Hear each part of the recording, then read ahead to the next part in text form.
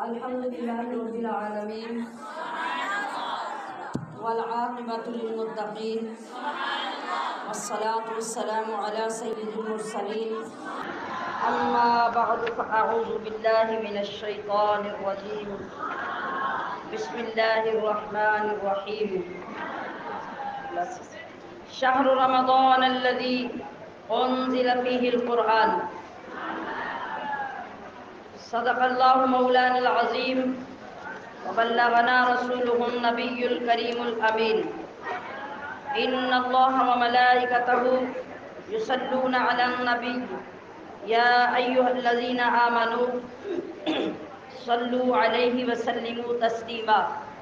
الحمدللہ اللہ رب العزت نے آج کی رات جو ہمیں اپنی رحمت، اپنے کرم، اپنے فضل سے عطا فرمائی، وہ لوگ دوہری مبارکباد کے مستحق ہیں جنہوں نے کل دن میں اپنے رب کی بارگاہ میں وقت گزارا اور پھر لگاتار رات اس کی بارگاہ میں اس کے دروازے پہ گزاری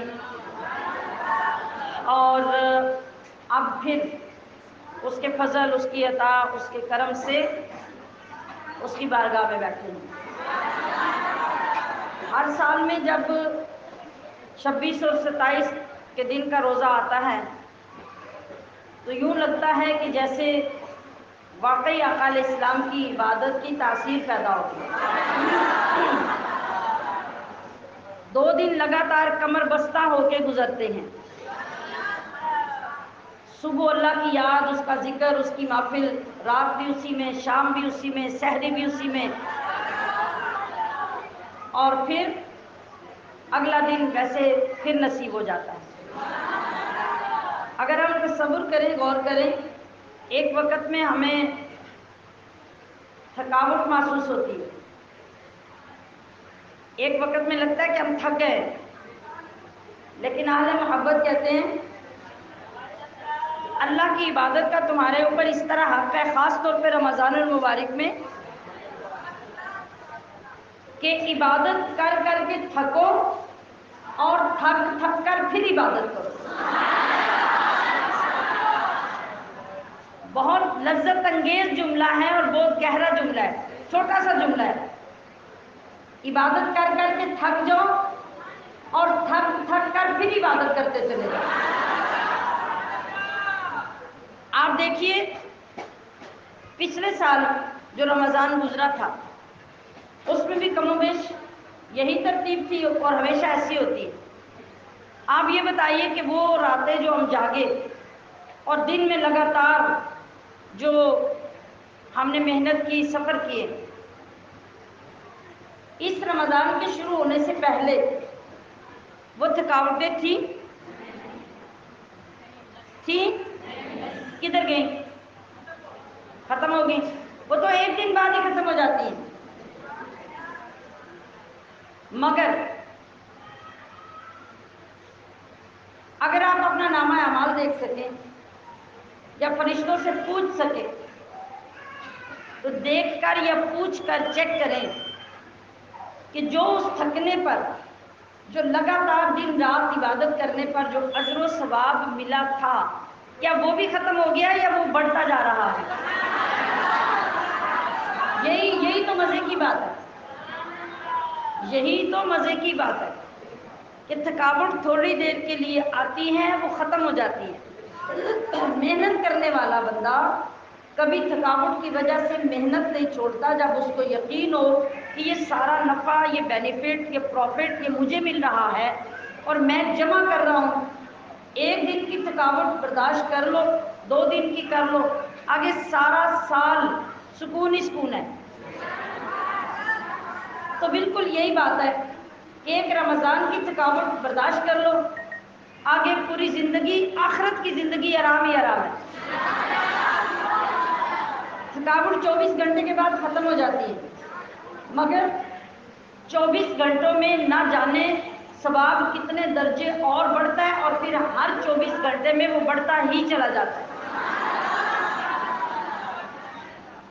آج اگر ہمارا ثواب دہائیوں میں تھا، 10 گنا 20 گنا زیادہ تھا ایک دن میں، اب سال گزرنے کے بعد وہ کروڑوں درجے زیادہ ہو چکا ہے،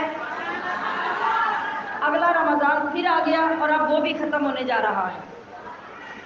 اس لیے عشق والوں نے کہا کہ تھکنے سے مت گھبراؤ، عبادت کر کر کے تھکو، پھر سوچو کہ اس تھکاوٹ پہ میرا رب دے کیا رہا ہے مجھے، پھر تھک تھک کے اور عبادت کرتی ہے اور کرتی ہے۔ تو یہ تمام چیزیں، یہ تمام دولتیں، یہ تمام نعمتیں ہمیں رب کے اس پاک کلام سے ملتی ہیں جو غلاموں کو آقا بنا دیتا ہے۔ اس پاک کلام سے جڑ جانے، اس سے محبت کر لینے اور اس کو دل میں بسا لینے سے انسان کو جو دولت ملتی ہے اس کا شمار نہیں ہے۔ اور یہ سمندر ہے، سمندر، آپ کی مرضی ہے کہ اس سمندر سے 4 بوندیں چلو میں لے کے کافی سمجھ لیں، یا باٹل بھر لیں، یا بالٹی بھر لیں، یا ٹب بھر لیں، یا پھر وہاں سے کنیکشن ہی لے لیں۔ یہ اپنے انتخاب کی بات ہے، آپ کو جتنا چاہیے وہ اس پاک کلام کے سمندر سے مل جائے گا۔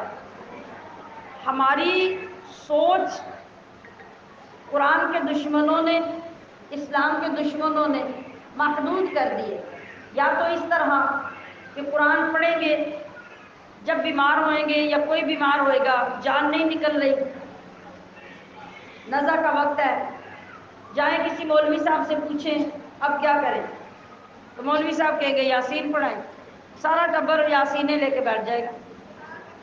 ہم سمجھیں گے کہ ہم نے قرآن کا حق ادا کر دیا، ہم نے قرآن سے مذاق کیا، یا جادو ہو گیا، بیماری آ گئی ہے، کوئی تعویذ لے آؤ، کوئی وظیفہ لے آؤ۔ یہ تعلق ہمارا قرآن کے ساتھ ہے۔ آپ اگر بڑی چیز قرآن کے ذریعے مانگیں گے تو خدا کی قسم یہی قرآن آپ کو دنیا کی بادشاہی عطا کرے گا۔ زمین کی حکومت مانگو گے تو وہ دے گا، عرش کی حکومت مانگو گے تو قرآن وہ بھی تمہیں عطا کرے گا۔ زمینوں پہ چلنے کا راستہ بھی یہی سکھاتا ہے، اور 7 آسمان پار کر کے عرش تک پہنچنے کا راستہ بھی قرآن سکھاتا ہے۔ اس پاک کلام نے ہمیں انفرادی ترقی بھی عطا کی ہے اور اجتماعی ترقی بھی عطا کی ہے۔ ہم اکیلے اپنی ذات کو بلندیوں پہ لے جانا چاہیں تو قرآن آپ کا راستہ ہے۔ آپ پورے خاندان یا پورے معاشرے یا پورے علاقے کو بلندیوں پہ لے جانا چاہیں تو قرآن تب بھی آپ کا راستہ ہے۔ تو کیوں نہ ہو کہ بڑی بارگاہ سے بڑی چیز مانگی جائے۔ در بڑا ہو تو منگتا بھی بڑا ہونا چاہیے۔ آپ دیکھتے ہیں نا کہ فقیروں کو مانگنے کا طریقہ آتا ہے۔ ہم ایسے فقیر ہیں ہمیں مانگنا ہی نہیں آتا۔ ایک فقیر دروازے پہ جاتا ہے نا، ٹوٹا پجا دروازہ، عام سا گھر، جا کے صدا لگاتا ہے، اندر سے 10 روپے آتے ہیں، یا کوئی روٹی کا چپا آتا ہے، یا آٹا آتا ہے، تو وہ وہاں دعائیں دے کے نکل جاتا ہے۔ فقیر کو بھی پتہ ہے یہ اتنے ہی جوگے ہیں، جو کر سکتے تھے انہوں نے دے دیا۔ اب جب فقیر آگے بڑھتا ہے نا، موڑ مڑتا ہے، آگے بہت ساری کوٹھی آتی ہے۔ اب وہی سوال فقیر وہاں کرتا ہے، اب جب اس کوٹھی کے اندر سے نکلنے والا 10 روپے دیتا ہے نا، تو فقیر کہتا ہے اللہ نے بڑا تو انہوں دیتے ہیں، ایڈیاں کوٹھیاں دے مالک کو تو 10 روپے دے رہے ہو۔ فقیر کیا چاہتا ہے؟ در بڑا ہے تو کوئی 500 ہزار تو مجھے وہاں سے ملنا چاہیے۔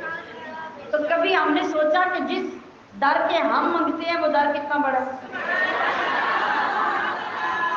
تو ہم یہ چھوٹی چھوٹی چیزیں مانگ کے اپنا تعلق اتنا کافی کیوں سمجھ لیتے ہیں؟ ہمیں بھی تو بہت بڑا تعلق بنانا چاہیے۔ ہمیں بھی رب سے وہ مانگنا چاہیے جو رب دے سکتا ہے۔ اور پھر میرا یہ خیال ہے کہ جب آپ کسی لج پال کے ساتھ لگ جاتے ہیں نا، تو مانگنے کی تو ضرورت ہی نہیں ہے. اسے خود پتا ہوتا ہے کہ جو میرے ساتھ وفاؤں کا پیکر بن کے لگ گیا میں نے اس کو کیا کیا دینا ہے. اور قرآن کا علم، قرآن کی تعلیم، وہ تو اتنا کچھ دیتی ہے، اتنا کچھ دیتی ہے کہ ہم اندازے کرنے بیٹھے، شمار کرنے بیٹھے، گمان کرنے بیٹھے تو ہمارے لیے پاسبل ہی نہیں ہے. حضرت عامر بن واصلہ صحابی روایت کرتے ہیں کہ نافع بن حارث حضرت عمر بن خطاب سے ایک مقام پہ ملے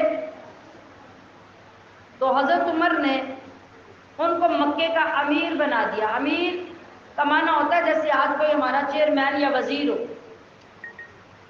مکے کا امیر بنا دیا. تو حضرت عمر نے جب انہیں امیر بنایا پوچھا کہ اہل مکہ پر اپنی جگہ تم کس کو امیر بنا کے آئے ہو؟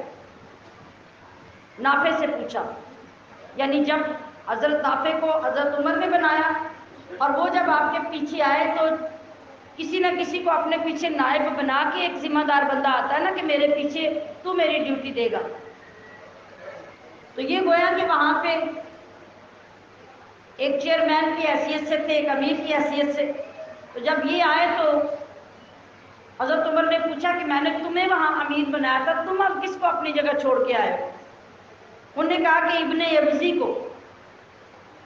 حضرت عمر فاروق اسے جانتے تھے. پوچھا کہ ابن ابزی کو؟ نافع نے جواب دیا کہ وہ ابن ابزی جو میرے آزاد کردہ غلام ہیں، یعنی غلام تھے تو میں نے انہیں آزاد کر دیا. وہ نوکر تھے، بکتے بکتے خاندانوں میں میرے پاس آئے تھے تو میں نے انہیں آزاد کیا. اب میں ان کو اپنی جگہ پہ مکے کا امیر بنا کے آیا. تو حضرت عمر نے فرمایا کہ اب ہمارے اوپر یہ وقت آ گیا کہ ہمارے غلام ہمارے امیر بنیں گے. یعنی کوئی آزاد بندہ، کوئی عزت والا بندہ امیر بننے کے لیے باقی نہیں بچا. حضرت نافع نے جواب جو دیا سنیے. آپ نے فرمایا کہ ہاں اے امیر المومنین، وہ غلام ایسا تھا کہ وہ امیر بن سکتا تھا. پوچھا وہ کیسے؟ اس غلام کے اندر کون سی خاصیت آ گئی؟ تو حضرت نافع نے جواب دیا کہ وہ اللہ کی کتاب کا بہترین قاری ہے اور قرآنی علوم کو بہترین جاننے والا عالم ہے.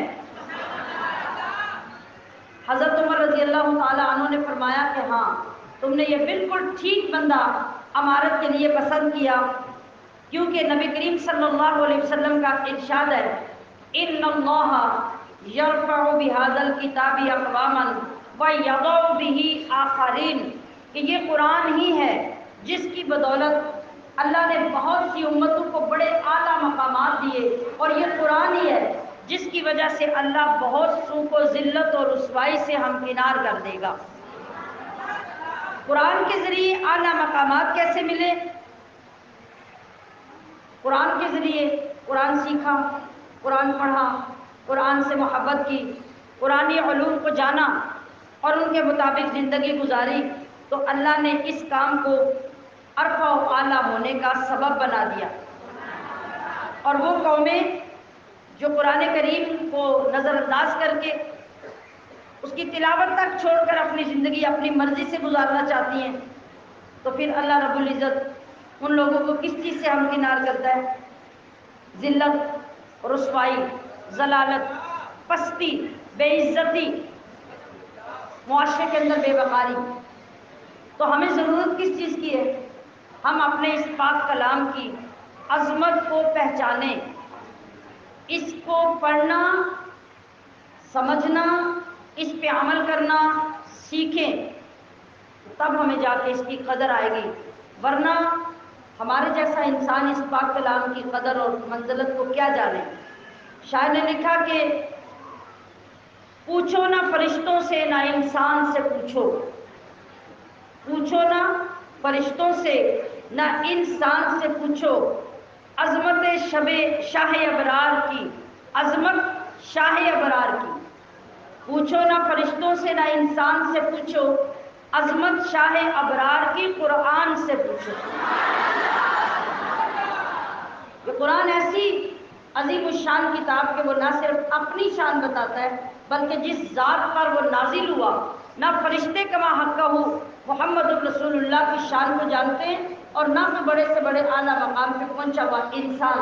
ہاں، اگر صحیح معنوں میں اپنے نبی کی شان جاننا چاہتے ہو تو قرآن کھولو، قرآن پڑھو، قرآن سیکھو اور تمہیں پتہ چلے گا کہ تمہارے نبی کا مقام کیا ہے۔ عظمت شاہ ابرار کی قرآن سے پوچھو۔ اور ہو دوست یا دشمن کوئی تخصیص نہیں ہے، کیا خلق نبی ہے کسی انسان سے پوچھو۔ اب کسی انسان کون ہے؟ پہلے کہا کہ انسان سے نہ پوچھو، اب کہا کسی انسان سے پوچھو۔ وہ کسی انسان کیا ہے؟ وہ کسی انسان وہ ہیں جو اس طرح نبی کے قدموں میں بیٹھ کر نبی سے سیکھا کرتے ہیں۔ اور کتنا شاہ ابرار کی سیرت پہ عمل ہے؟ میرا مجھ سے سوال ہے، آپ اپنے آپ سے سوال کریں، چیک کریں کہ کون حضور کی سنت پہ کتنا عمل کر رہا ہے، کتنا شاہ ابرار کی سیرت پہ عمل ہے۔ یہ بات ذرا اپنے ہی ایمان سے پوچھو۔ اور سرکار دو عالم کی اطاعت کا طریقہ، سرکار دو عالم کی اطاعت کا طریقہ صدیق، عمر، حیدر و عثمان سے پوچھو۔ اور کس شان کو؟ احمد مرسل کا قصیدہ، اور کس شان کو احمد مرسل کا قصیدہ؟ یہ بات تو اللہ کے قرآن سے پوچھو۔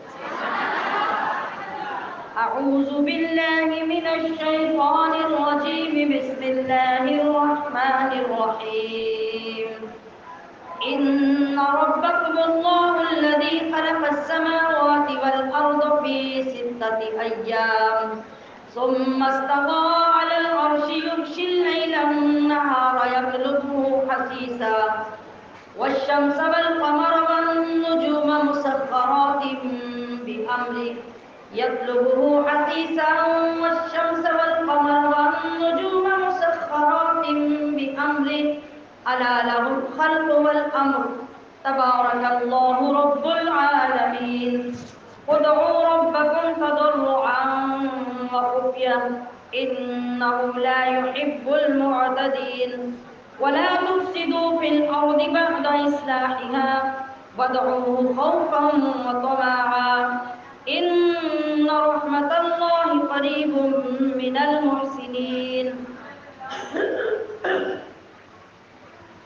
وهو الذي يرسل الرياح بشرا بين يدي رحمته حتى إذا أقلت سحابا ثقالا سقناه لبلد ميت فأنزلنا به الماء فأخرجنا به من كل الثمرات كذلك نخرج الموتى لعلكم تذكرون والبلد الطيب يخرج نباته بإذن ربه والذي خبث لا يخرج إلا نكدا كذلك نصرف الآيات لقوم يشكرون لقد أرسلنا نوحا إلى قومه فقال يا قوم اعبدوا الله ما لكم من إله غيره إني أخاف عليكم عذاب يوم عظيم قال الملأ من قومه إنا لنراك في ضلال مبين قال يا قوم ليس بي ضلالة ولكني رسول من رب العالمين أبلغكم رسالات ربي وأنصح لكم وأعلم من الله ما لا تعلمون أوعجبتم أن جاءكم ذكر من ربكم على رجل منكم لينذركم ولتتقوا ولعلكم ترحمون فكذبوه فأنجيناه والذين معه في الفلك وأغرقنا الذين كذبوا بآياتنا إنهم كانوا قوما عمين صدق الله مولانا العظيم إن ربكم الله الذي بے شک تمہارا رب اللہ ہے، اللہ جس نے خالق پیدا کیا السماوات آسمانوں کو والارض اور زمین کو، کتنے عرصے میں پیدا کیا؟ فی ستۃ ایام 6 دنوں میں، ثم استوى پھر اس نے استوا فرمایا۔ استوا کا ویسے مطلب ہوتا ہے انسان مطمئن ہو کے سیدھا ہو کے بیٹھ جائے، لیکن یہ معنی بندے کے لیے ہوگا اللہ بیٹھنے سے، جگہ سے، سیدھا ہونے سے پاک۔ تو پھر اللہ کے استوا کا کیا مطلب ہے کہ اللہ نے اپنی شان کے مطابق وہاں خاص جلوہ فرمایا۔ یغشی اللیل النہار، پھر وہ ڈھانکتا ہے رات سے دن کو، یطلبہ حثیثا، پیچھے لگا آتا ہے اس کے تیزی سے۔ کون؟ دن رات کے پیچھے، رات دن کے پیچھے، ایک دوسرے کے پیچھے دوڑ لگی ہوتی ہے۔ والشمس اور سورج، والقمر اور چاند، والنجوم اور ستاروں کو بھی پیدا کیا، مسخرات وہ سب مسخر ہیں یعنی پابند ہیں، بِأَمْرِهِ اس کے حکم، الا سن لو یا خبردار ہو جاؤ، لہ الخلق اسی کے لیے خاص ہے پیدا کرنا، والامر اور حکم دینا۔ تبارک اللہ، بڑی برکت والا ہے اللہ، رب العالمین جو رب العالمین۔ ادعوا ربکم، دعا کرو اپنے رب سے، تضرعا گڑ گڑا کر، سطحی لفظوں سے دعائیں قبول نہیں ہوتی، گڑ گڑا کر۔ گڑ گڑانا کسے کہتے ہیں؟ اندر کے درد سے رو رو کر، آہوزاری کر کے، بخفیہ اور آہستہ آہستہ، لوگوں کو مت سناؤ۔ یہ اکیلے دعا مانگنے کا طریقہ ہے، جہاں زیادہ لوگ بیٹھے ہوں گے وہاں تو آواز سے ہی دعا مانگی جائے گی۔ انہ لا یحب، بے شک وہ نہیں پسند کرتا، المعتدین، حد سے بڑھنے والوں۔ اب دیکھیے پچھلی آیتوں میں ہم یہ قیامت کے بارے میں پڑھ رہے تھے، قیامت کے عذاب، قیامت کے ثواب۔ ثواب کس کے لیے؟ ثواب کس کے لیے؟ ایمان والوں کے لیے۔ اور عذاب کس کے لیے؟ کافر، مشرک، یہود و نصارہ جنہوں نے توبہ نہیں کی۔ اور وہاں پہ قیامت میں اللہ کی عظمت کا عالم کیا ہوگا؟ اللہ کی قدرت، اس کی ہیبت، اس کی جلالت، یہ تمام چیزیں جو قیامت میں ہمارے سامنے آئیں گی ان کا ذکر ہوا۔ اب اللہ تبارک و تعالیٰ قیامت سے ہٹ کر اس دنیا کے بارے میں اپنا ذکر فرما رہا ہے کہ یہ بھی اللہ ہی ہے جس نے حیرت انگیز آسمان اور حیرت انگیز زمین تمہارے لیے پیدا کی ہے، اور کتنے عرصے میں پیدا کی ہے؟ 6 دنوں میں۔ جیسا کہ اس آیت میں بھی 6 دنوں کا ذکر ہے، اور اس کے علاوہ اور کئی آیتوں میں بھی 6 دنوں کا ذکر کیا گیا۔ اللہ کی شان یہ ہے کن فیکون، اس نے کن کہہ کے لا تعداد فرشتوں کو پیدا کر لیا، عرش کو پیدا کر لیا، جنت کو پیدا کر لیا۔ جنت کی زمین خرید کر، پلاٹ لے کر، وہاں پودے لگا کے، گوڈی کر کے، نہریں کھود کے تو اللہ نے جنت نہیں نہ بنائی۔ کیسے بنائی ہے؟ کن، جنت بن گئی۔ کن، عرش بن گیا۔ کن، کرسی، لوح و قلم بن گئے۔ آسمانوں کے بنانے میں 6 دن لگا دیے اللہ نے. واہ کیا بات ہے. یہاں 6 دن جو ذکر کیا گیا ہے نا، اگر اللہ ان کو بھی 6 دنوں کی بجائے 1 لمحے میں پیدا کر لیتا تو آج دنیا میں ایک فرقہ ہے جس کو دہریہ کہتے ہیں. کیا کہتے ہیں؟ دہریہ. دہر کہتے ہیں زمانے کو. قرآن پاک میں سورۃ الدہر بھی ہے نا. ہاں تو دہر زمانے کو کہتے ہیں. تو دہریہ ایک فرقہ ہے، نہ وہ رب کو مانتا ہے، نہ رب کی قدرتوں کو مانتا ہے، نہ رب کی تخلیق کو مانتا ہے. وہ کہتے ہیں کہ یہ جو زمین بنی، یہ جو آسمان بنا نا، یہ ایک دھماکے سے وجود میں آئے، ایک حادثہ ہوا اور ایک حادثے سے وجود میں آئے. اب اللہ سے زیادہ پوری کائنات کے زمانوں کو، لوگوں کو کون جانتا تھا؟ تو اللہ نے اگر واقعی کون کہہ کے آسمانوں کو پیدا کیا ہوتا تو پھر تو ان کا عقیدہ پکا ہو جاتا، اور وہ تو چھا جاتے ہیں پوری دنیا میں کہ دیکھ لو 1 لمحے میں آسمان اور زمین پیدا ہوئے ہیں. تحقیق کر کے دیکھ لو کہ کب سے اور کب پیدا ہوئے تو پتہ چلتا کہ بھی واقعی وہ تو ایک دم پیدا ہو گئے. تو بات لوگوں کے ذہنوں میں چلی جاتی بھی واقعی یہ حادثے سے سب کچھ ہوا ہے. ایک حادثہ ہوا، حادثے سے زمین بن گئی، حادثے سے آسمان بن گیا. تو دہر یا مذہب دنیا میں پھیل جاتا. اللہ پاک نے پہلے سے ان کے عقیدے کو رد کرنے کے لیے کیا کیا؟ ایک خاص طریقے سے اللہ نے زمین و آسمان کو بنایا. 6 دن کیا ہے؟ 6. جس وقت آسمان و زمین بنے تھے نا، اس وقت دن ابھی بنے ہی نہیں تھے. یہ بات سمجھ لے اچھی طرح. یہ جو ہفتہ، اتوار، سمار اور یہ 24 گھنٹے کا دن، تو یہ 23 گھنٹے کا دن، تو یہ سارے جو ہیں یہ دن شن کوئی نہیں بنے تھے. تو پھر 6 دن کی بات کدھر سے آ گئی؟ میری بات سمجھ میں آ رہی؟ ہاں. اللہ پاک نے ہر چیز کو اپنے اپنے وقت میں بنایا ہے. آسمان و زمین بنتے ہی سورج نہیں بنا، چاند نہیں بنا، ستارے نہیں بنے، پانی زمین میں چالو نہیں ہوئے. ہر چیز اپنے اپنے وقت پہ بنی.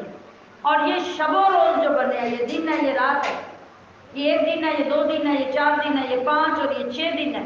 ان کا اندازہ جس وقت آسمان بنے تھے تب تھا ہی نہیں. آسمان، سورج، چاند، ستارے، ان سب چیزوں کے بننے سے دنوں کا وجود ہوا ہے. ہمیں دن کا پتہ کیسے چلتا ہے بتائیے؟ ستاروں سے دن کا پتہ چلتا ہے، چاند سے، کس سے؟ سورج سے. تو سورج بنے گا تو دن کا پتہ چلے گا نا. رات کا کیسے پتہ چلتا ہے؟ چاند سے، ستاروں سے، اندھیرے سے. تو رات آئے گی تو رات لگے گی، اور دن آئے گا سورج چلے گا تو دن لگے گا. اور یہ چیزیں جب نہیں تھی تو رات اور دن کہاں سے آ گئی؟ اللہ نے فرمایا 6 دن میں پیدا کیا. تو 6 دنوں کا یہ مطلب ہے کہ 6 زمانے، 6 دور، مختلف 6 دوروں میں اللہ نے 6 یہ سارے آسمان اور زمین پیدا کیے ہیں. اگر ہم ان کو سمجھے نا، سمجھنے کا کیا طریقہ ہے کہ وہ دور کیا تھا، کتنا دور تھا، تو مفسرین نے لکھا ہے کہ دنیاوی اعتبار سے اگر ہم دنوں، یہ دنیا میں جو ہم دن رات کا اندازہ کرتے ہیں نا، ہم اس کو سمجھنے کے لیے اس کا اندازہ کریں تو اتنا وقت بنتا ہے جتنا دنیا کے 6 دن ہوتے ہیں. سمجھ آ گئی؟ جتنے دنیا میں 6 دن ہوتے ہیں، اتنے 6 مختلف مرحلے یا 6 مختلف زمانے تھے. ان میں اللہ پاک نے زمین و آسمان کو پیدا کیا. یہاں 6 دنوں کا یہ مطلب ہے 12 گھنٹے کی رات اور 12 گھنٹے کا دن، یا 16 گھنٹے کا دن اور 8 گھنٹے کی رات، یہ مراد نہیں ہے. جس طرح ہم کہتے ہیں نا دن کو ہی لے لیں، پہلا پہر، پچھلا پہر، دوپہر، رات، یہ مختلف وقت ہے. یا گرمی کا موسم، سردی کا موسم، بہار کا موسم، یہ الگ الگ دور ہے. اس طرح اللہ کے ہاں کیسے دور تھے، کیا طریقہ تھا، وہ مختلف وقت تھے۔ ان مختلف 6 وقتوں میں اللہ نے زمین و آسمان کو بنایا۔ اگر ہم دنیا میں اپنی لینگویج میں سمجھنے کے لیے ان 6 وقتوں یا 6 ادوار کا ذکر کریں تو وہ ایسے ہے جیسے دنیا کے 6 دن۔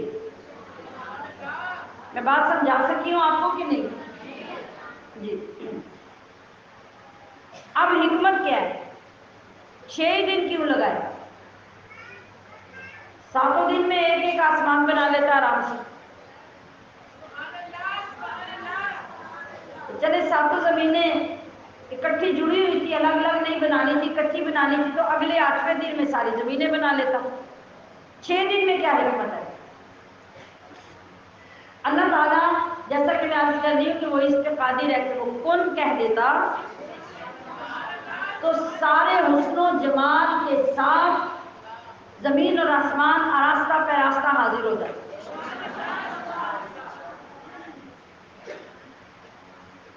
یا پھر اس سے بھی کم وقت میں پیدا کر دیتا، لیکن اتنے عرصے میں ان کو پیدا کرنا ایک حکمت کی وجہ سے تھا۔ اور اس میں حکمت کیا ہے؟ اس میں ایک حکمت یہ ہے کہ بندوں کے لیے یہ تعلیم ہے کہ جب بھی بندے اپنا کام کریں تو اس میں جلد بازی نہ کریں۔ وہ اللہ کی قدرت تھی اور یہ اللہ کے کام کے ذریعے لوگوں کی تعلیم ہے۔ تو مختلف انداز میں اللہ نے مختلف کام کیے، پیدا آدم کو بھی کیا، وہاں اپنی قدرت دکھا دی، پھر بندوں کو پیدا کرتا رہا کرتا رہا کرتا رہا، ایک نظام کے تحت ماں اور باپ سے ماں اور باپ سے ماں اور باپ سے دنیا پیدا ہوتی تھی۔ پھر کیا ہوا؟ پھر اللہ نے پھر فرمایا اب میں اپنے بندوں کو پھر قدرت دکھاؤں، بندے کے یہ نہ سمجھنے لگ جائے کہ میں بھی اس قانون کا پابند ہوں کہ میں ماں باپ کے بغیر کسی کو پیدا نہیں کر سکتا۔ پھر اللہ نے یکدم اپنی قدرت دکھائی اور عیسیٰ کو پیدا کر دیا۔ تو اللہ تعالیٰ دونوں طریقوں سے بندے کے سامنے اپنی طاقت، اپنا نظام اور اپنی حکمت پیش کرتا ہے۔ کبھی وہ اپنی قدرت اور طاقت دکھا کے بتاتا ہے کہ میں تمہارا رب ہوں اور میں یہ بھی کر سکتا ہوں، اور کبھی ہمیں سبق دینے، ہمیں تربیت کرنے کے لیے وہ کاموں کو ایک ترتیب سے کرتا ہے تاکہ میرے بنانے سے تم بھی بنانا سیکھو، میری تخلیق سے تم بھی تخلیق کرنا سیکھو۔ تو اللہ نے 6 دنوں میں زمین و آسمان کو پیدا کیا۔ اور نبی کریم صلی اللہ علیہ وسلم نے بھی جلد بازی کے متعلق یہ فرمایا کہ جو بندہ جلد بازی کرتا ہے وہ اللہ اور اس کے رسول کے احکام کی خلاف ورزی کرتا ہے۔ آپ علیہ السلام نے فرمایا کہ کاموں میں جلد بازی نہ کرو۔ آج جو ہمارا دور ہے نا، صبح اٹھا جلدی جلدی جلدی جلدی، رات ہوتی ہے جلدی جلدی جلدی جلدی جلدی جلدی۔ اگر ایک دن کا نامہ اعمال اپنا کھول کے دیکھے نا تو وہاں 5-6 تسبیحیں جلدی جلدی جلدی کی پڑی ہوں، یہ جلدی کر لو، وہ جلدی کر لو، جلدی اٹھ جاؤ، جلدی بیٹھ جاؤ، جلدی چلے جاؤ، جلدی آ جاؤ۔ آج ہماری زندگی کا طریقہ جلدی پہ شروع ہو گیا ہے۔ اللہ کے نبی نے فرمایا کام میں جلد بازی نہ کرنا یہ اللہ کی طرف سے ہے، سکون سے اطمینان سے کام کرنا یہ اللہ کی طرف سے ہے، اور جلد بازی کرنا شیطان کی طرف سے۔ ایک ہی حدیث پاک ہمیں اپنی زندگی سمجھنے کے لیے کافی۔ اور پھر جلد بازی کے لیے آپ دیکھیں نا، ہم نے کتنی کتنی مشینریز بنا لی ہیں جلدی کے لیے۔ ہماری ہانڈی پکتی تھی مٹی کی ہانڈی میں، کتنی لذت تھی، کتنا ذائقہ تھا، آرام سے مائیں، نانیاں، دادیاں ساگ چڑھا کے، دال چڑھا کے، چنے رکھ کے ہلکی آنچ پہ وہ پرسکون ہو کے کام کرتی رہتی اور ہانڈیاں پکتی رہتی، اور وہ مٹی کی ہانڈی میں جب ہانڈی پک جاتی تو ایسی لذت ہوتی کہ بیان سے باہر ہو۔ جلدی کرو بھی جلدی کرو، اب کیا کرو؟ کوکر پکڑو،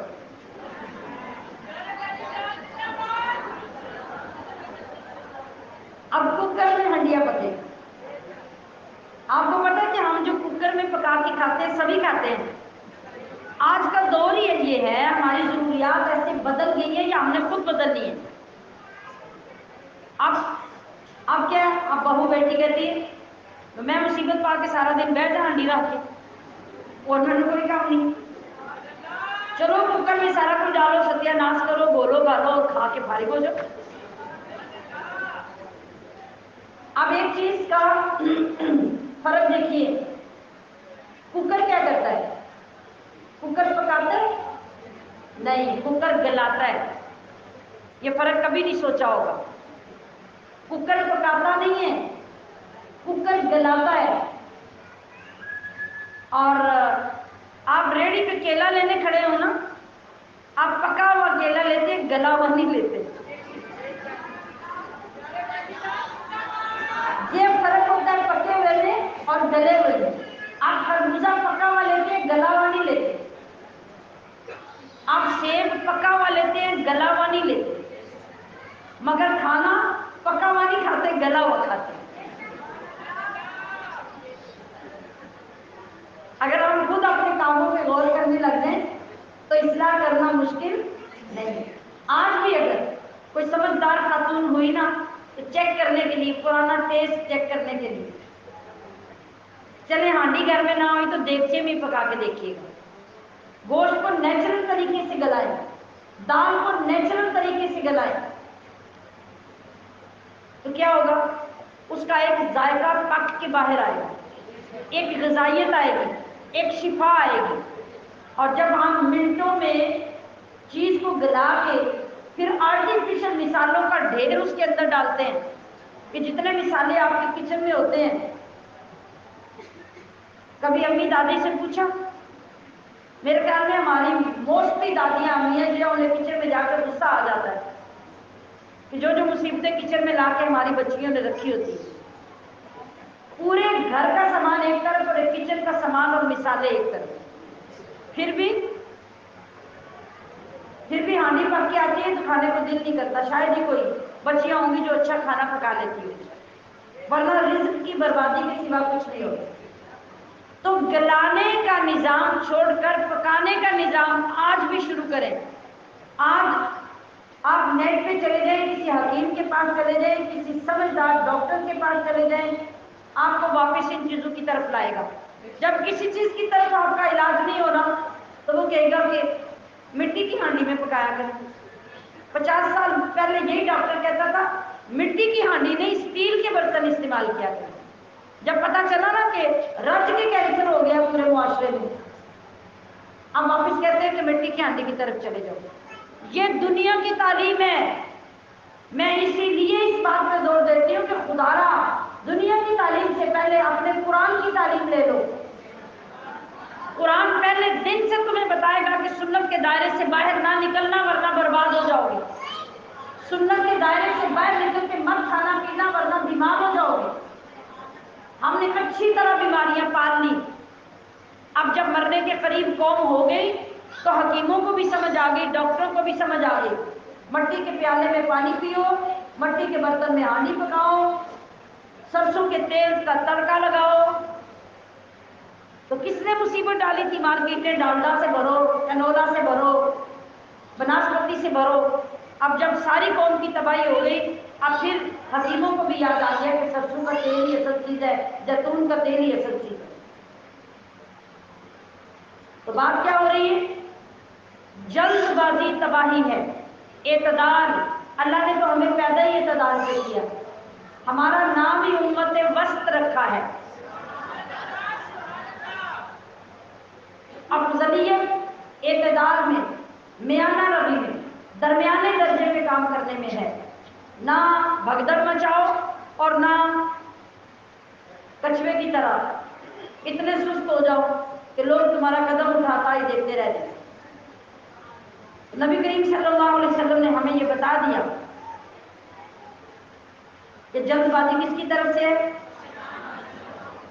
جی، نبی علیہ السلام نے شیخ عبد القیس سے فرمایا کہ تم میں دو خصلتیں ایسی ہیں جو اللہ کو بڑی محبوب ہیں، اور ان کے اندر دو خصلتیں کون سی تھیں؟ ایک بردباری، بردباری کسے کہتے ہیں؟ تحمل مزاجی، تحمل، حوصلہ. اور دوسرے جلد بازی نہ کرنا. جس بندے کے اندر یہ دو باتیں ہیں وہ بندہ اللہ کا محبوب بن جاتا ہے. خیر آگے فرمایا کہ پھر اس نے عرش پر استوا فرمایا. اس کا میں نے مختصر آپ کو بتا دیا کہ استوا کا مطلب ہوتا ہے سیدھے ہو کے جم کر توجہ کے ساتھ بیٹھنا، لیکن اللہ اس سے پاک ہے. تو اللہ کا استوا کیا ہے؟ اپنی شان کے مطابق ایک خاص مقام پہ اپنا جلوہ ڈالنا، توجہ فرمانا. آگے ارشاد ہوا کہ رات اور دن ایک دوسرے کو ڈھانپ لیتے ہیں. ایک دوسرے کو ڈھانپنا کیا مطلب ہے؟ رات تو رات ہے اور دن دن ہے. کہاں ایک دوسرے کے پیچھے لگاتار آتے ہیں؟ ایسا نہیں ہوتا کہ دن آ رہا تھا تو رات 2 گھنٹے لیٹ ہو گئی، اس نے کہا میں بھی ادھر ہی ٹھہرتی ہوں، تو بھی ادھر ہی ٹھہر. ایسا تو نہیں ہوتا. اور نہ دن ایسے کہتا ہے، لگاتار چل سو چل ہے. ایک جا رہا ہے دوسرا آ رہا ہے، دوسرا آ رہا ہے پہلا جا رہا ہے. ڈھانپنے کا کیا مطلب ہے؟ ایک دوسرے کو ڈھانپنے کا کیا مطلب ہے؟ گرمیوں میں دن کتنا بڑا ہوتا ہے؟ یہ چھوٹا ہوتا ہے. اور رات بڑی ہوتی ہے کہ چھوٹی؟ چھوٹی. سردیوں کی رات اور دن چھوٹا. تو سردیوں میں رات نے دن کا کچھ حصہ لے لیا، اب رات نے اتنے دن کو ڈھانپ لیا. اور گرمیوں میں دن نے رات کا کچھ حصہ لے لیا اور دن کو ڈھانپ لیا. ادھر رات نے دن کو ڈھانپا، ادھر دن نے رات کو ڈھانپا. کچھ حصہ ادھر سے ادھر چلا گیا، ادھر سے ادھر چلا گیا. کبھی دن چھوٹا، کبھی رات چھوٹی، کبھی دن بڑا، کبھی رات. اس کا یہ مطلب. تو ہمیں یہ بتایا گیا کہ پھر دیکھیے اللہ کی مخلوقات کا اندازہ کیجیے کہ سورج، چاند، ستارے، کوئی چیز ایسی نہیں ہے جو اللہ کی مرضی سے ہٹ کر اپنی مرضی کرتی ہو، سوائے انسان کے. انسان کے سوا کوئی ہٹ درم، کوئی سرکش، کوئی نافرمان نہیں. جب سے سورج پیدا ہوا اس نے ایک دن اللہ سے چھٹی نہیں مانگی. جب سے چاند پیدا ہوا ایک دن اس نے رات کو نکلنے سے انکار نہیں کیا. کبھی ستاروں نے تھکاوٹ کا اظہار نہیں کیا. وہ قیامت تک اسی طرح چلتے رہیں گے جس طرح پہلے دن چلے تھے. تو انسان کو متوجہ کر کے کہا جا رہا ہے اے انسان تو بھی خبردار ہو جا، سن لے کہ یہ سب اسی کی مخلوق ہے اور اسی کا حکم مانتی ہے. لہذا تو بھی اپنے رب کی مخلوق ہے تو تجھے بھی اپنے رب کا حکم ماننا ہے.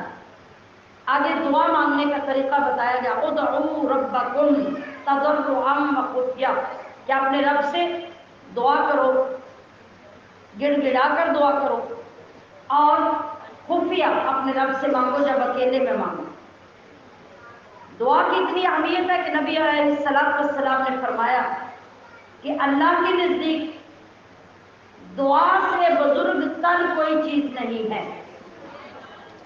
اللہ کو دعا اتنی پسند ہے کہ جو بندہ اللہ سے دعا نہیں مانگتا اللہ اس بندے کو ناپسند کرتا ہے، اللہ اس کی عبادت قبول نہیں کرتا. اللہ فرماتا ہے کہ جس بندے کو مجھ سے مانگنے کی فرصت نہیں ہے مجھے اس کی عبادت کی بھی ضرورت ہے. ہم میں سے کتنے لوگ ہیں سلام پھیرا، مصلی دورہ کیا، اٹھ کے نکل گئے. نبی علیہ السلام نے ارشاد فرمایا اگر کوئی دعا مانگنی نہیں آتی اور کچھ بھی مانگنے کے لیے نہیں یا اتنا وقت تمہارے پاس نہیں تو کم سے کم عبادت کرنے کے بعد 3 بار مجھ پہ درود ہی پڑھ لو، یہی تمہاری دعا ہو.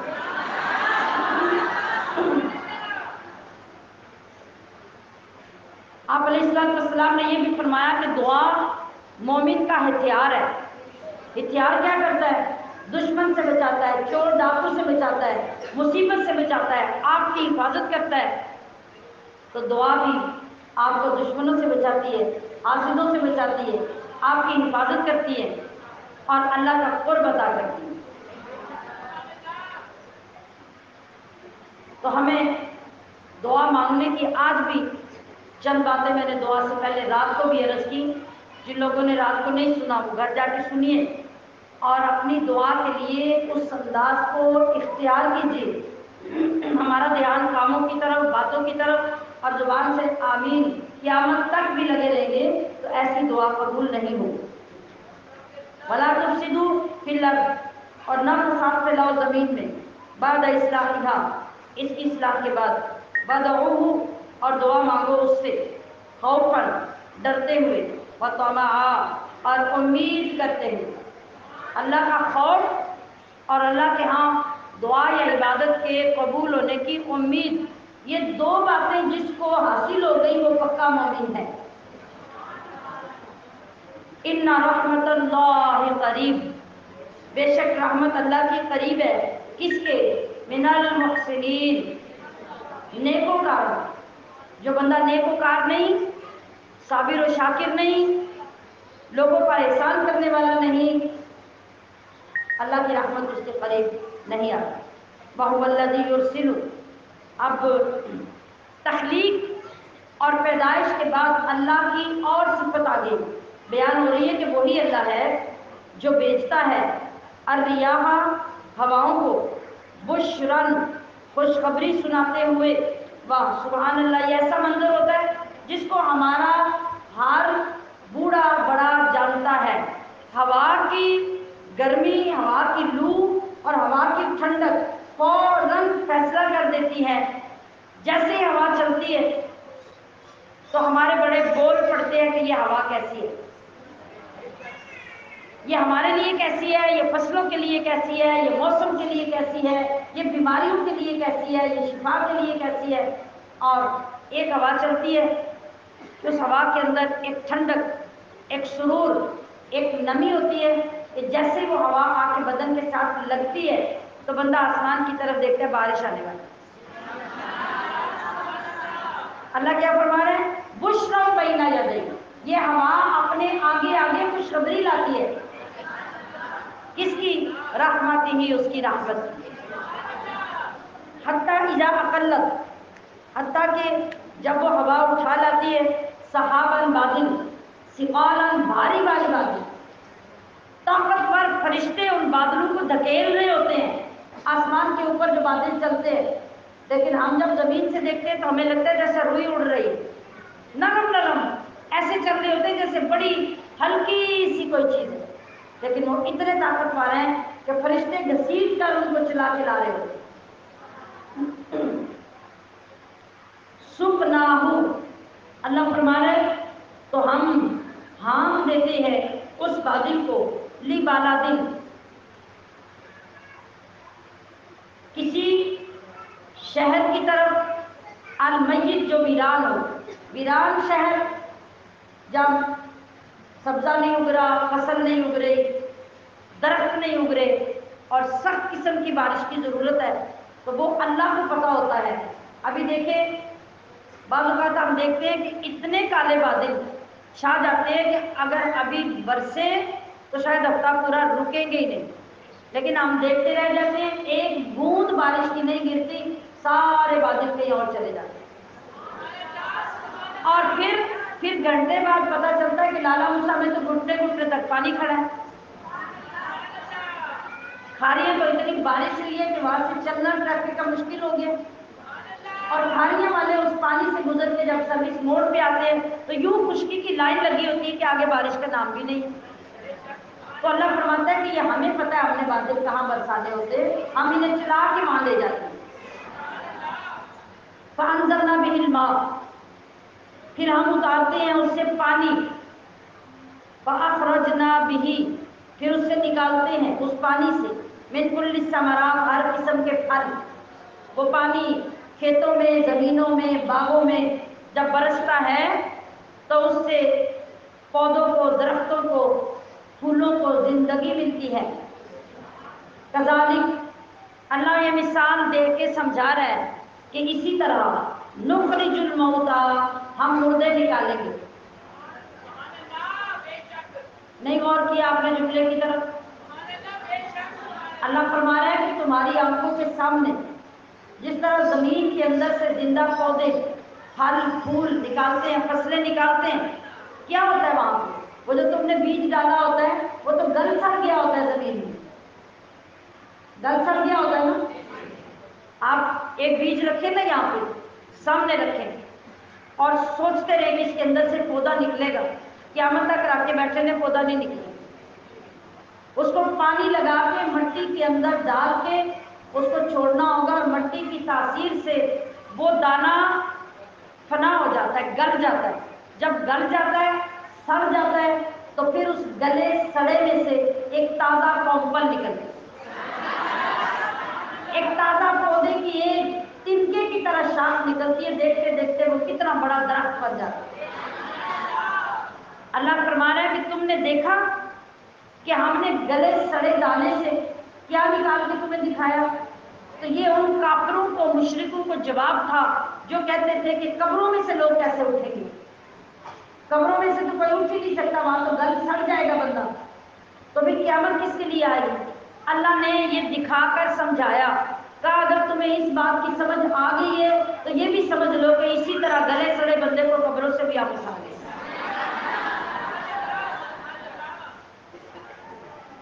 لعلکم تذکرون، یہ سب تمہیں اس لیے دکھاتے ہیں تاکہ تم نصیحت حاصل کرو. والبلد الطیب، اور جو زمین عمدہ ہے، زرخیز ہے، یخرج نباتہ، اس کا سبزہ نکلتا ہے، باذن ربہ، اس کے رب کے حکم سے. والذی خبث، اور جو زمین خراب ہے، لا یخرج، نہیں نکلتا اس سے سبزہ، الا نقیدا، مگر قلیل یعنی تھوڑا اور ناقص، بیکار. کذالک، اسی طرح، نصرف الآیات، ہم پھیر پھیر کر آیتیں بیان کرتے ہیں. لقوم یشکرون، شکر کرنے والی قوم کے لیے. جو بندہ اللہ کا شکر گزار بندہ ہوتا ہے اس کو یہ ساری مثالیں سن کر نصیحت حاصل ہوتی ہے اور وہ اللہ سے محبت کرنے لگتا ہے، اللہ کے قریب ہو جاتا ہے، اور ان باتوں کی وجہ سے اس کا ایمان مضبوط ہو جاتا ہے. یہ جو پاکیزہ زمین اور خراب زمین کی بات ہوئی ہے نا، یہ کس کی مثال ہے؟ یہ مومن کی مثال ہے جو عمدہ زمین کے ساتھ ہے، اور جو خراب زمین ہے یہ کافر کی مثال ہے. کیسے مثال دی ہے؟ کہتے ہیں کہ جو زمین عمدہ ہوتی ہے نا، اچھی زمین، زرخیز زمین، اس کے اندر پانی جائے گا یا کھاد جائے گی تو کیا ہوگا؟ فائدہ ہوگا، نفع پھیلے گا اور شاندار فصل نکلے گی.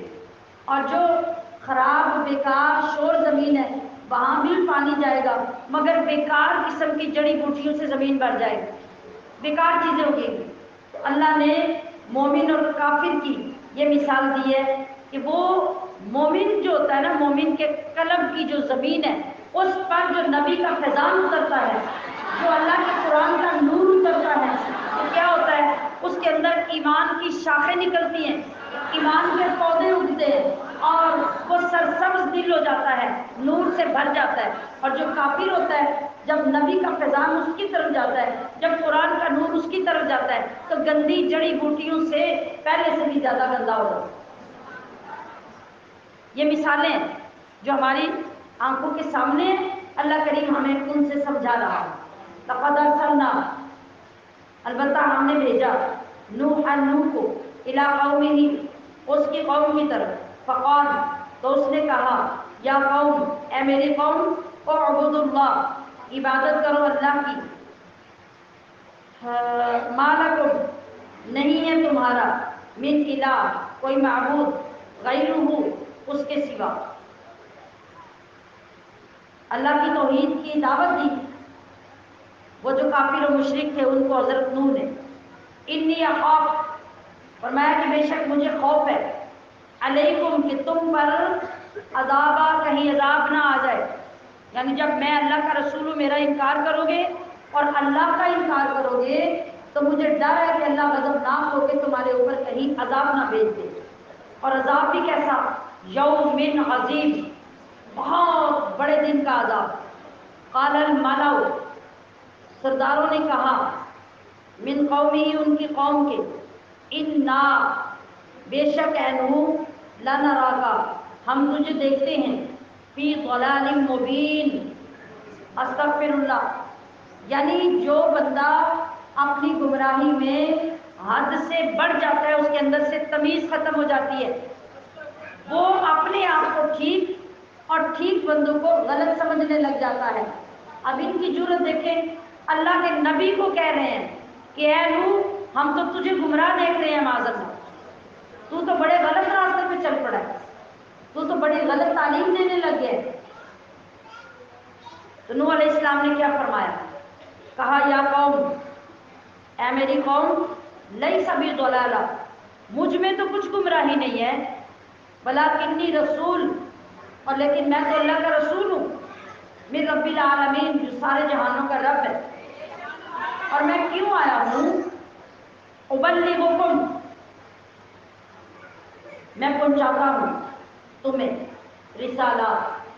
رسالتیں یعنی پیغام، ربی، اپنے رب کی، وانصح لکم، اور میں خیر خواہی چاہتا ہوں تمہاری۔ آج ایک انتہا درجے کے واحیات اور بد اخلاق بندے کے سامنے آپ جا کے قرآن کی بات کریں، نماز کی بات کریں، توبہ کی بات کریں، تو وہ آپ کے گلے پڑے گا اور 100 باتیں سنا کے آپ کو بے عزت کر دے گا۔ آپ کیا کہیں گے کہ بھئی تم جو مرضی کرو، میں تمہاری حالت پہ ترس کھا کے تمہیں دوزخ کی آگ سے بچانے کے لیے اللہ اور اس کے رسول کا پیغام دے رہا ہوں، اس لیے کہ میں نے جو قرآن سیکھا اور پڑھا ہے، جو میں سمجھتا ہوں وہ تم نہیں سمجھتے، لہذا میں اپنا فرض ادا کرتا ہوں کہ تمہیں ہدایت کی طرف لاؤں۔ ایسے ہی حضرت نوح علیہ السلام نے اپنی قوم کو سمجھایا، وہ جو بدگماش لوگ تھے ان کو سمجھایا کہ لوگوں، میں تمہارا خیر خواہ ہوں، اور میں چونکہ اللہ کا نبی رسول ہوں تو میں وہ باتیں جانتا ہوں جو تم نہیں جانتے۔ اوا عجبتم، کیا تمہیں تعجب ہوا اس بات کا، ان جاءکم ذکر، کہ تمہارے پاس نصیحت آئی، من ربکم، تمہارے رب کی طرف سے، علی رجل، ایک آدمی کی معرفت، منکم، جو تمہیں میں سے ہے۔ یعنی ہمیشہ یہ قوموں کا مسئلہ رہا ہے کہ جب بھی کوئی نبی آتا تو اعتراض کرتے کہ فرشتہ کیوں نہیں آیا رسول بن کے؟ اگر اللہ کی طرف سے آیا ہے تو اللہ نے ہمارے بندوں میں سے ایک بندہ لے کے اس کو رسول کیوں بنایا؟ وہ فرشتہ بھیجتا، یا کوئی عجیب و غریب قسم کا کوئی آدمی ہوتا جو حیران کن ہوتا اور ہم سمجھتے بھی واقعی یہ رسول ہے۔ ہر رسول کے ساتھ ان لوگوں کا یہی تنازع رہا۔ تو نوح علیہ السلام نے بھی ان سے یہ کہا کہ تم میری بات کا اس لیے انکار کرتے ہو کہ تمہیں یہ بات عجیب لگی ہے کہ تمہاری قوم میں سے مجھے اللہ نے رسول کیوں بنا دیا ہے، تاکہ جو آدمی رسول بنے وہ تمہیں ڈرائے، اور اس لیے کہ تم پرہیزگار ہو جاؤ، وَلَعَلَّكُمْ تُرْحَمُونَ، اور تاکہ تم پر رحم کیا جائے۔ یعنی قوم کے اندر سے اللہ کسی کو رسول اس لیے بناتا تھا کہ عقل والے، سمجھ والے اس بات پہ غور کریں کہ بھئی ہم ہی میں سے ایک بندہ اتنے مقام پہ پہنچ گیا کہ رب نے اسے رسول بنا لیا، تو اس کا یہ مطلب ہے کہ ہم بھی نیک کام کر کے کسی اچھے مقام پہ پہنچ سکتے ہیں، اور ہم بھی اپنے رب کو پہچان سکتے ہیں۔ جو پازیٹیو سوچنے والا بندہ ہے وہ تو یہ سوچے گا، اور جو نیگیٹو سوچنے والا جس پہ اللہ کا غضب ہوگا وہ کیا سوچے گا؟ وہ وہی جو کافر سوچتے تھے، جو مشرک سوچتے تھے کہ اللہ کو اور کوئی بندہ ہی نہیں ملا نبی بنانے کے لیے، رسول بنانے کے لیے، وہ اس طرح کی غلط سلط باتیں سوچتے تھے۔ فَكَذَّبُوهُ، یہ سب کچھ سننے سمجھنے کے باوجود نوح علیہ السلام کی قوم نے آپ کو جھٹلایا، فَأَنْجَيْنَاهُ، جھٹلایا، جھٹلاتے رہے، انکار کرتے رہے، 950 سال تک اللہ کے نبی کتنی مردباری، کتنے تحمل سے اپنی قوم کو اپنے رب کا راستہ دکھاتے رہے، مگر 950 سال میں 80 بندے اپنے گھر کے سمیت اللہ اور آپ پر ایمان لائے، باقی سب قوم کافر ہوگی۔ اللہ فرما رہا ہے کہ جب قوم نے جھٹلایا تو فَأَنجَيْنَاهُ، پھر وہ بیچ میں سارا واقعہ آتا ہے، وہ مختلف جگہوں پہ آتا ہے جہاں پر نہیں۔ پھر اللہ پاک نے وہ کشتی بنانے کا حکم دیا، آپ نے بد دعا کی کہ اے اللہ زمین پر ان ظالموں میں سے کوئی ایک بندہ نہ چھوڑ جنہوں نے 950 سال میری محنت کے باوجود اسلام ایمان قبول نہیں کیا۔ تو ان کی بد دعا کی وجہ سے پھر عذاب نوح آیا، طوفان نوح آیا، اور اس میں اللہ نے فرمایا کہ اے نوح آپ اپنوں کو ساتھ لے لیں، اور ساتھ لینے کے لیے کشتی بنا لیں۔ وہ دنیا میں پہلی مرتبہ کشتی نوح علیہ السلام نے بنائی، اور جب آپ سمندر کے کنارے بیٹھ کر کشتی بناتے تھے تو اس وقت بھی قوم آپ کے پاس سے گزرتی تھی تو مذاق کرتی، فکر کشتی گزر جاتی تھی، لیکن اس وقت انہیں یقین آیا جب ساری دنیا میں پانی آ گیا اور نوح علیہ السلام کی کشتی میں بیٹھے ان کو سب کو بچا لیا گیا۔ تو اللہ فرما رہا ہے کہ ہم نے اس کو تو نجات دی، والذین معه فی الفلک، فلک کہتے ہیں کشتی کو، اور جو اس کے ساتھ کشتی میں بیٹھ گئے تھے ان سب کو بھی ہم نے بچا لیا۔ وَأَغْرَقْنَا الَّذِينَ، اور ہم نے غرق کر دیا ان کو، كَذَّبُوا بِآيَاتِنَا، جنہوں نے ہماری آیتوں کو جھٹلایا تھا، إِنَّهُمْ، کہ بے شک وہ، كَانُوا قَوْمًا، وہ لوگ تھے، عَمِينَ، اندھے۔ اندھے کا مطلب یہ نہیں کہ ساری قوم کی آنکھیں نہیں تھی، یہ کون اندھا ہوتا ہے جو جان بوجھ کے اندھا بنتا ہے، آنکھیں ہونے کے باوجود حق کو دیکھنا نہیں چاہتا، یہ وہ قوم تھی۔ اللہ فرما رہا ہے کہ ہم نے ان سب کو غرق کر دیا، اور پھر 6 ماہ کے بعد جب کشتی جودی پہاڑ پہ آ کر رکی تو پوری دنیا میں صرف وہ 80 بندے بچے تھے جو آپ کی کشتی کے اندر تھے۔ وہ جودی پہاڑ کے اوپر اترے، نیچے آئے، انہوں نے آہستہ آہستہ اپنے گھر بنانے شروع کر کیے، اور 80 بندوں پر مشتمل وہ دوبارہ سے اس پوری دنیا میں جو بستی آباد ہوئی، اس بستی کا نام بھی تھا بستی سمانین، قریۃ السمانین۔ سمانین 80 کو کہتے ہیں، 80 لوگوں کی بستی آباد ہوئی، پھر پوری دنیا ان 80 بندوں سے پھر سے نئی آباد ہوئی۔ اللہ تبارک و تعالی ہمیں اپنے پاک کلام سے محبت کرنے، اسے پڑھنے، اس کو سمجھنے کی توفیق عطا فرمائے۔ وما علیہ الا البلاغ۔